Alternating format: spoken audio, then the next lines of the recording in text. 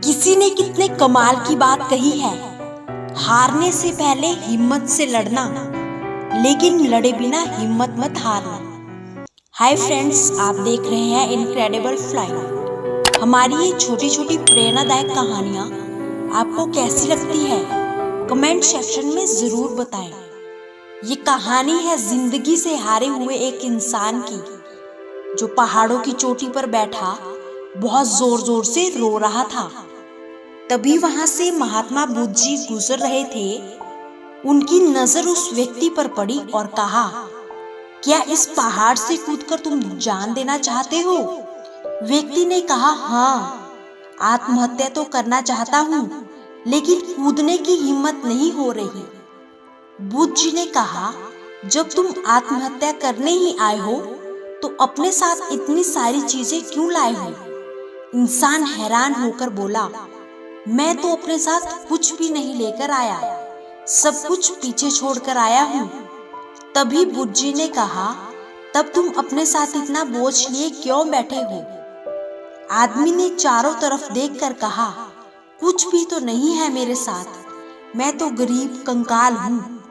तभी बुद्ध जी ने कहा, तुम खाली नहीं हो, क्योंकि खाली इंसान दुखी होकर आत्महत्या नहीं करता। जरा अपने अंदर झांक कर देखो, कितना बोझ अपने भीतर उठा रखा है, इसे निकालकर बाहर फेंको। ये इतना भारी है कि तुमसे तुम्हारी सांसें छीनने जा रहा है। आखिर कब तक इस बोझ के नीचे दबे रहोगे?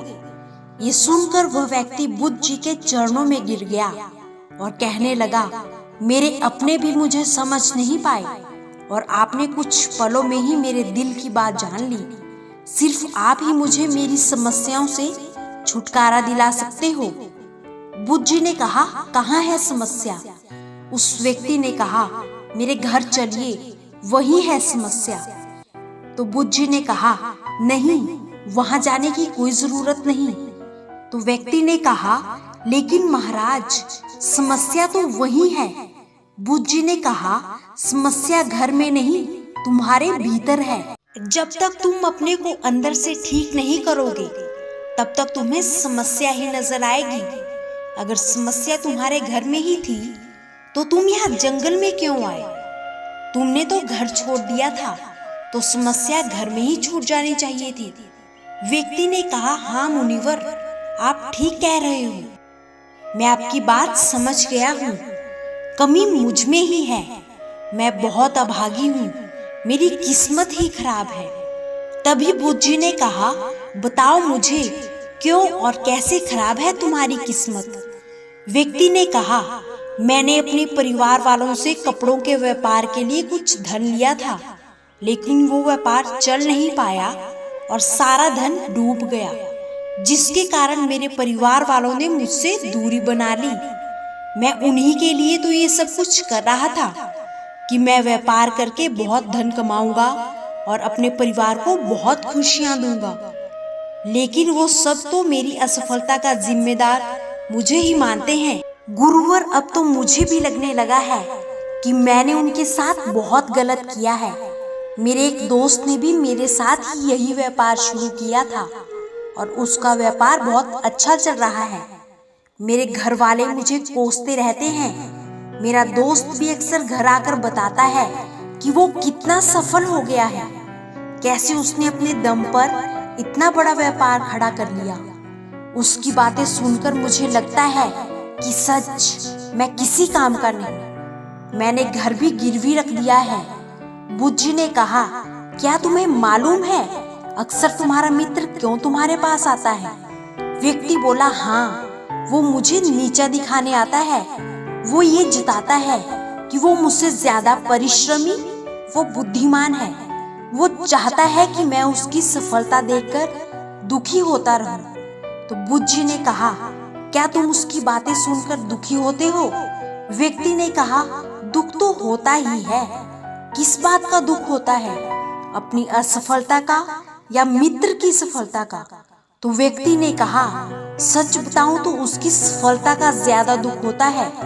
बुद्ध जी ने हंसकर कहा, व्यापार में कामयाब ना होना नहीं, असल समस्या तो तुम्हारे विचारों का नकारात्मक होना है।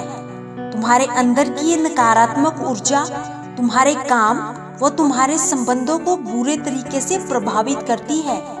व्यक्ति बोला, हाँ मुनिवर, मुझे भी यही लगता है। जब मैंने व्यापार शुरू किया था तब भी मेरे अंदर इसी तरह के नकारात्मक विचार आए थे कि ये व्यापार चलेगा भी या नहीं।